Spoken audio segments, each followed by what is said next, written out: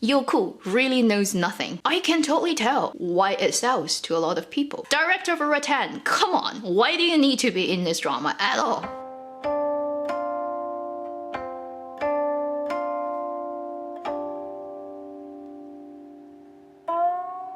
Hi, you're watching Avenue X, where junkie and good storytelling shares their thoughts, knowledge, and occasional weird ideas on stories and how they're told. Rattan, 司藤 is a 30-episode drama that has finished airing on the web platform Youku. Back in March, when it was airing, it was really popular. Pretty much the most popular BL drama at the time was Word of Honor, and the BG drama was Rattan. Interestingly, both dramas are Youku's projects, and interestingly, neither of them actually had high expectations. Word of Honor we already know. Youku didn't even care about it until it started to collect a lot of popularity and heat. As for Rattan, you probably also know that it airs on the other two platforms as well, because although Youku made it, Youku before it aired thought it wouldn't do that well, therefore it sold parts of its airing rights to the other platforms in exchange for an exclusive right for this drama. That is totally... Youku really knows nothing, and it only succeeds purely by lucky strike. Also, a very funny fact about this drama is the singer Liu Yuning again shows up with his voice in this drama. As my audiences probably know, because I am still pretty much on the mountain and not getting off it anytime soon. While this drama was airing, I had no time and no energy. I was making too many videos on Word of Honor, so I didn't watch it. It was about a week ago that I finally managed to watch the entirety of 30 episodes of Rattan. So this is my late review and opinion on this drama. I'm gonna give you my honest opinion, and always remember, that's my personal opinion. I'll give this drama a 1 gold mine rating, but if possible, I will actually give it 1.5. But since I don't do the middle one, it will still be 1. I just don't think giving it 2 can convince myself personally, but I recognize why it's popular, and there are certain elements of it that's really good. Now, let's get into the details. I'll first talk about the positive points, in my opinion, and then the negative points. Although this drama is also a low-budget drama, yeah, pretty much as Word of Honor, and I think the two producers of this drama, because they both did this with Youku, they actually had a combined interview and compared who is poorer. So, Rattan didn't have money either, but they did a good job of putting the money at the right things. When it comes to location, they went to real location, the beautiful Yunnan province, and shot there. Landscapes, forests, the lake and the mountain, that's just breathtakingly beautiful. It almost gave you the impression that they have a lot of money. Particularly at the beginning stage, the first couple of episodes, wow, impressive! And later you find out they actually don't have money. And the whole crew was under such pressure to save money that they managed to wrap, I think, 2 days before their scheduled day. The second thing that to me is positive is, although emotionally, intuitively, gut-wise, I don't get too strong and reaction with the leading couple. Their chemistry worked on some people like magic. It didn't work on me much. Maybe also just because my emotional bank is drained to the other drama. So I don't have very strong physical reactions, but logically, or with the mind here, I can totally tell why it sells to a lot of people. And for this particular screen couple, what I really appreciate about them is there is hardly any 工业糖精, right? The industrial sweetener, the artificially added things, the extremely tiring tropes with slow motions and weird music and people staring into each other's eyes for like extensive long period that just makes everybody feel like cringy. It doesn't do that. And the leads don't fall for each other, right from the beginning without any reason, which happens to so many dramas these days. And it is a really slowly simmering, slowly happening process due to the things that the two leads go through, that they eventually build up that trust and that feeling for each other, and making them do certain things for each other that makes sense. And although the setup of the story obviously is fantastical, but there is a level of realistic feeling about their relationship as a woman and a man living in the contemporary world. Then we have to talk about Jing Tian's styling. Her hairstyle, her costume, her makeup, this time really did her justice. Previously, she's been in different things, sometimes looking really pretty, sometimes questionable, sometimes in just literally giving you question marks. What have you done to this lady to make her looking that weird? This drama found her right style, the makeup style, the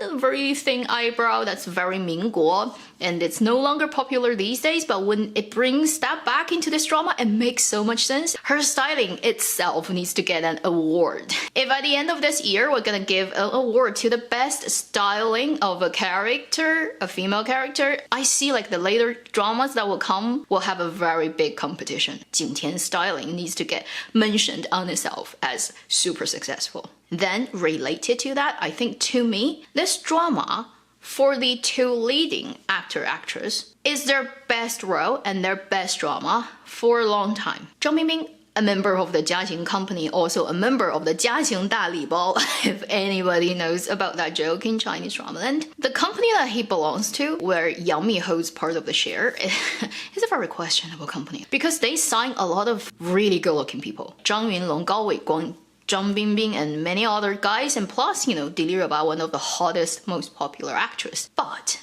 they just do shitty productions. Like their production quality, the script quality, particularly from Jiaxing, are just so questionably bad. The people who are signed under this agency, when they go out and make dramas with other companies that have nothing to do with Jiaxing, they look like proper actors and they can do proper roles and they get better reviews and better criticisms and they shine more. Whereas when they act in old Jiaxing messed up dramas, the drama flips or their roles are just ridiculous because the script is not good anyway. So Zhang Bingbing, like many of his colleagues that is under Jiaxing, really hasn't had a good script for years, let's be honest. And this really is his best role I can think of to date. He balanced the high romance and the really grounded real person feel really well. He did a great job. He used his own voice. His acting made me believe he's a properly trained actor who can actually act as a proper actor. So I am very happy that he got this opportunity playing this leading male role that I think made a lot of people notice him. I hope this could change something for his career. And I appreciate his performance, plus he sings really well. There's one song in this drama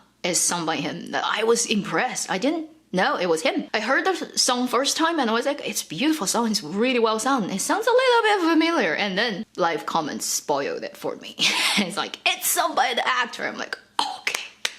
Didn't know he could do that. Thanks to Jiaxing, the company that just never shows what your actor is actually good at. As for Jing Tian, she's been around for a while and she had a lot of previous titles and reputations that are not ideal, say, for actresses. Often she's the wallflower from the general public's opinion of her. And whenever people mentioning her name, they would first mentioning that she is titled as a beauty in every way, but a lot of people don't agree with that. And then she's been in so many productions that are really crappy and her acting is always questioned. So for a very pretty actress who has never had a solid role that she can basically stake that in the ground and say, this proves I'm a proper actress, Si Teng finally gave her that opportunity. And it definitely changed a lot of people's impression and opinion of her as an actress. So that's also to her a really good improvement and step up. So interestingly, this drama kind of means very similar things to both of the leads. These are to me the very positive things about this drama. Now let me talk about the things that I don't quite like about this drama and why I wouldn't give it a higher rating. First, starting with things that are less important but very annoying. Dubbing the leading actress.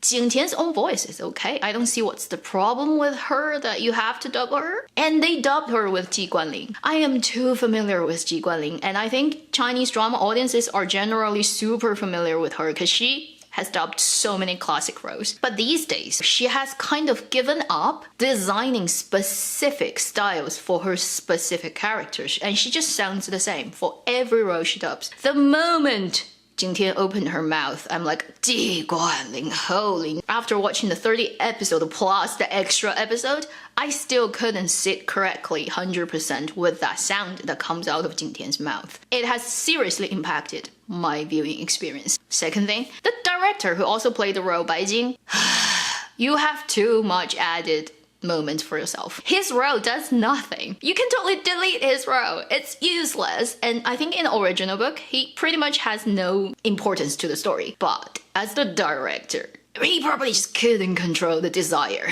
and urge. And he added so many unnecessary moments and time and scene for his role. And his acting is not good. Leave that to professional actors. I know you are a poor production that doesn't have money. Well, then just don't do this role. You know, why can't you learn something from Word of Honor, which is this guy in Word of Honor is actually the casting director, and he recommended Zhang Zhehan, and he played this role that actually makes sense for the whole narrative. Plus, he saved the crew hundreds and thousands of dollars for only taking one salary instead of two. Whereas director of Rattan, come on, why do you need to be in this drama at all? You didn't offer Oscar-winning performance to this drama, you just made it unnecessarily boring when you show up. Then the third point on the negative side for me, for this drama is it is still unnecessarily draggy during the middle section particularly. The beginning is interesting, leading up to the point where they killed the mushroom, okay? That part is watchable. After they've killed mushroom, the whole pacing starts to melt like wax. I have to confess, I did double speed through quite a big chunk of this drama because it's just so boring. It's like nothing is happening. It's like skip. Supporting roles spend so much time making jokes, talking to each other. Can we move on to the main plot line? Like, I don't quite care about what you want to say. Although I do have to say this supporting actor's acting is the best. He's probably the best actor in the main cast. I would love to see a lot of his future works. He probably will never play a lead role, but he will be a golden supporting role. I also don't like Ying's performance, but she kind of always annoys me every drama she's in anyway. So watching this drama does give me quite a lot of pains at different things that I have to kind of bite my teeth to get through. And I wouldn't say that wouldn't affect my rating for this drama eventually. Then the final thing is I haven't read the original novel, so I don't know what's the difference. I've heard from a lot of people that the original novel has an even lighter touch of the romance story. This drama also did the Word of Honor thing, which is why, again, I would say this is a very weird, fateful thing for the platform Youku is they pretty much air at the same time. They pretty much also both got really popular as their particular genre drama, and then they also both had two kind of endings or an extra chapter after the proper ending. Is that gonna be something that we will see more and more for a lot of web dramas now? I don't think it's a good thing for all the dramas to do that in the future. I wouldn't appreciate that really. The ending that you see in the proper drama is the ending that the director likes, okay? The ending that he thinks is romantic, at least to go back to the forest and kind of just turning to plants and ends there. Whereas the extra half an hour is an ending that's a little bit based on the ending of the original novel, but then not 100%. So it's neither a 100% replicate of the original novel, nor a version that the director likes, but then they made it so that they think the fans would be happy about it. Since when, you know, a storytelling on camera has to become so complicated? I'd say the extra chapter does have very good looking costumes for both leads. So eye candy wise, right? I like the extra chapter version. But due to the fact that I'm not very emotionally invested in this couple or in the story, I don't quite care which ending they do. We can always argue as the content creators, do you have the responsibility to say we're just gonna decide, make a decision, and whether we're gonna get hate or love from it, we're gonna take it. In a way, we can say offering multiple endings is a way to cheat. It's a way to try to get out of it easy, to try to have your cake and eat it at the same time. And maybe that makes sense for certain productions due to censorship and all kinds of reasons. Something just cannot happen, therefore you find a leeway to do that. But probably not every story needs that. And I would always be very cautious about offering multiple endings for a story. Plus, you know, you always use that to get more money from the audiences. Morally, quite questionable. At the end of this review, I would say Rattan is a better BG drama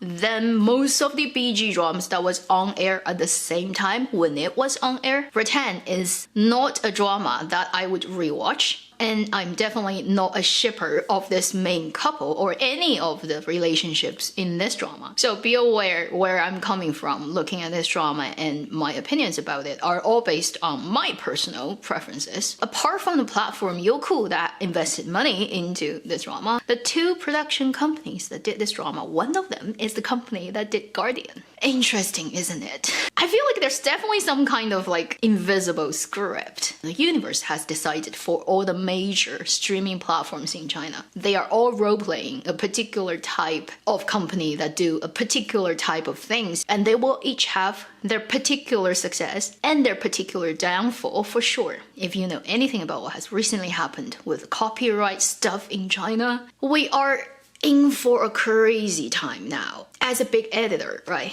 who doesn't get paid in any way editing those absolutely time-consuming videos, there's a very ambiguous future for me to continuously doing these things. I have no idea what's gonna happen, let's say, when June hits, but I promise to a small amount of audiences probably who actually care about me editing music videos. If it's something I really like, I will still keep editing stuff. Even if it cannot be seen in any public ways, I'll figure out a way for people to see it. But if it's something that I do not like, no matter how much money you pay me, I wouldn't even bother to click open my Final Cut Pro X. Thank you for watching Avenue X. I'll see you in my next video. Meanwhile, live long and happy drama watching.